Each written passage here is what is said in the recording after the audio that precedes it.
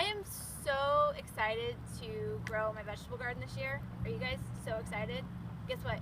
Don't start it yet. Don't go looking for basil now. Don't go looking for tomato plants now. It is way too flippin' cold and everything's gonna die.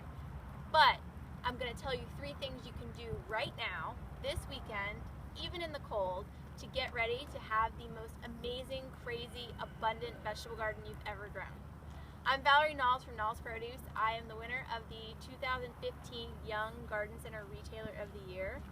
And I'm here and I'm going to help you. I'm going to help you plan that awesome, amazing, abundant vegetable garden that you want, and you're going to do it this year. Alright, so here's what you can do this weekend. You know, it's supposed to be cold.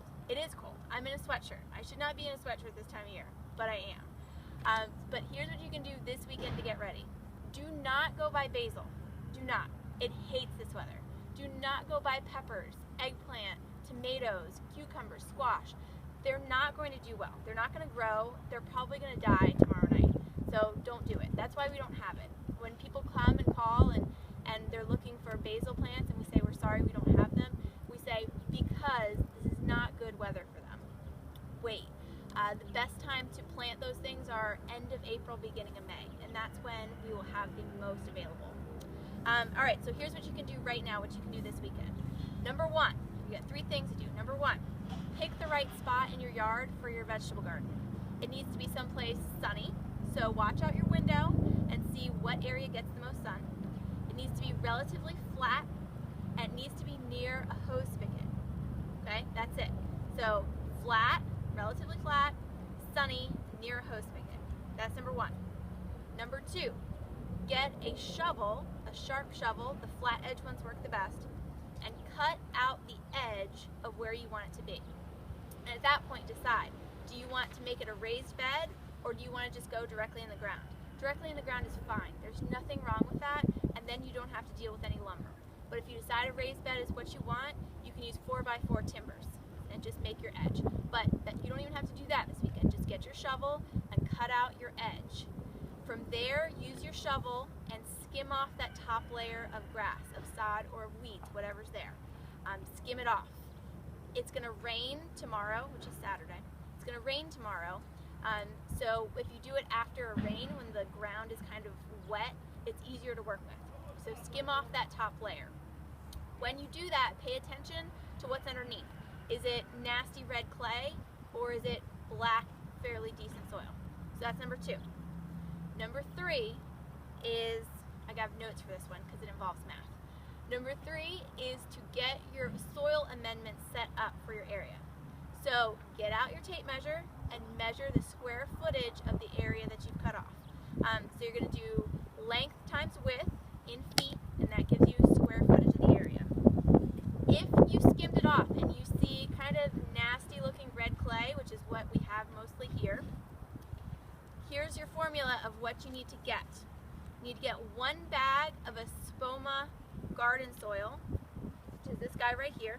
You need to get 1 bag of this and 1 bag of cow manure per 3 square feet. Now if you're not in the area or in your local garden center doesn't carry Espoma planting mix, you're looking for a good garden soil that has organic fertilizer in it. This has earthworm castings, it has beneficial bacteria, it's got really good stuff to get your plants off to a good start. Cow manure just has a lot of good organic materials to enrich the soil. So again, if you've got red clay, you want 1 bag of each of these per 3 square feet. And I'll put this in the body of the email too, and we'll have it on signage here in the shop. Okay, if you skimmed it off and it looks pretty good, you've got brown soil that looks pretty decent, you need 1 bag of each for every 6 to 8 square feet. Okay? So just go and get your soil and put it next to the area that you're going to be working with it.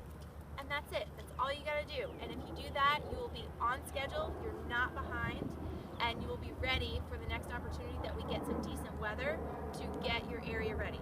So again, pick your spot. It needs to be near a hose spigot, relatively flat and sunny. Cut the edge of your area with a sharp shovel and skim off that top layer of sod. And if you do that while it's kind of wet, it'll be a nasty, kind of dirty job, but fun. And it's something that you can do when the area is wet. And then take measurements for square footage.